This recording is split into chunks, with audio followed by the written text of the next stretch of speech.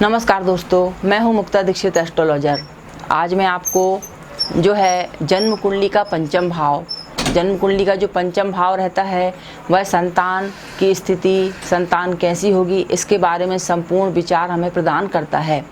हम देखते हैं कि यदि पंचम भाव पर किसी पाप ग्रह की दृष्टि होगी या पंचम भाव का स्वामी जो है अष्टम भाव में विराजमान होगा, 6, 8, 12 में होगा, तो किसी भी तरीके से आपकी संतान हानि होती है। और यदि नीच राशि में जो ग्रह रहता है पंचम भाव का स्वामी, तो ऐसी स्थिति में जो है संतान हानि उठानी पड़ती है और कई बार संतान होती भी नहीं है।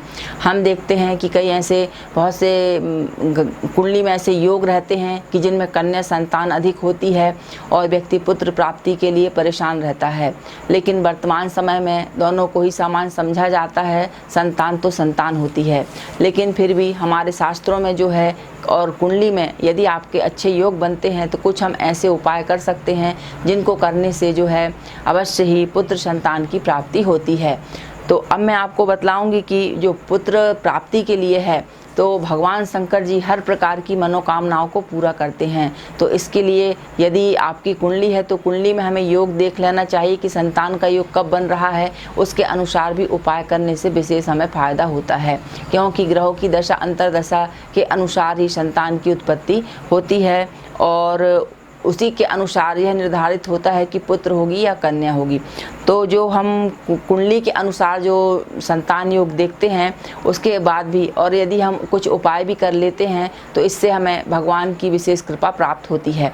तो पुत्र प्राप्ति के लिए यदि आपके यहाँ तो पुत्र संतान की प्राप्ति के लिए जो है आप गेहूँ, जौ और चावल इन तीनों चीज़ को लेकर के यदि आप शुभ मुहूर्त में इनको साफ करके धो करके और इन तीनों का अलग अलग आटा समान भाग में पिसवा करके अपने घर में रख लेते हैं और इसके बाद किसी भी प्रदोष या सोमवार के दिन से जो है इसकी शिवलिंग बना करके 11 रुद्री बना करके और शिवलिंग के ऊपर जो है एक नाग बना करके भगवान शिव जी का नियम से जो है दूध, गंगा जल, पंचामृत से अभिषेक करते हैं और अपनी मनोकामना बोलते हैं तो आपको निश्चित ही पुत्र की प्राप्ति होती है।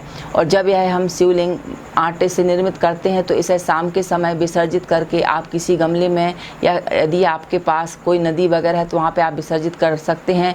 नहीं तो आप ज़मीन में गड्ढा खोद करके उसमें पानी डाल करके इसको दबा सकते हैं। तो इस प्रकार से जो है कहीं भी अन्यथा ना फेंकें और इसका अपमान ना करें।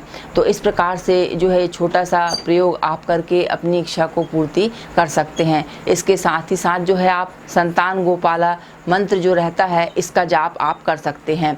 तो वह मंत्र मैं आपको बतला देती हूँ। तो इसका यदि आप पूजन के समय 108 बार यदि आप पाठ करते हैं तो निश्चय ही पुत्र संतान की उत्पत्ति के योग प्रबल हो जाते हैं। तो इस प्रकार से हमारे शास्त्रों में जो है अनेक प्रकार के विधि विधान दिए गए हैं। यदि हम किसी समस्या से परेशान रहते हैं तो हमें अवश्य ही इनका उपयोग करके जो है लाभ अवश्य लेना चाहिए।